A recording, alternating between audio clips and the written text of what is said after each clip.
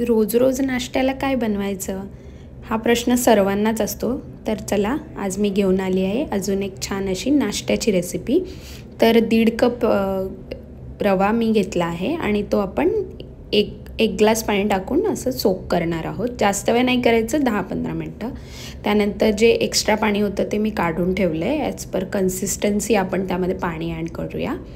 त्यानंतर मी यामध्ये कांदा, टोमॅटो, मिरची, कोथिंबीर जे अवेलेबल तुमच्याकडे भाज्या आहेत त्या तुम्ही सर्व यामध्ये घालू शकता. हे सर्व टाकल्यानंतर आपण यामध्ये हे चांगलं मिक्स करून घेणार आहोत.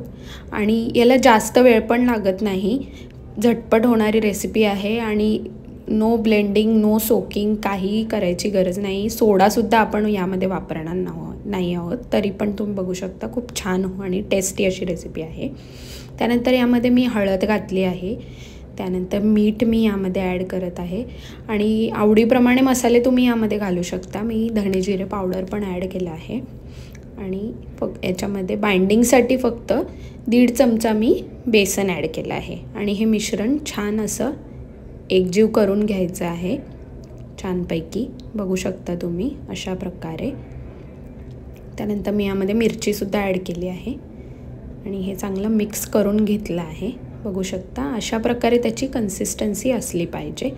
त्यानंतर ते पाणी जे उरलं होतं ना त्याची गरज नाही लागली, जेवढं तुम्हाला ॲज पर कन्सिस्टन्सी तुम्ही टाकू शकता. त्यानंतर मी तव्याला तूप किंवा तेल लावून घ्यायचं आहे आणि एकदा ढवळून अशा प्रकारे हे बॅटर तव्यावरती मी टाकून घेतलं आहे.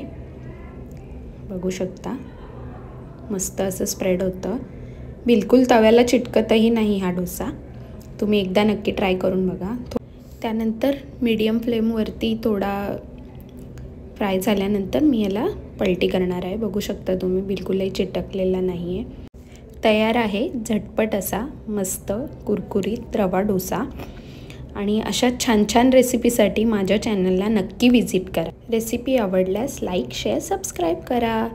Thank you for watching.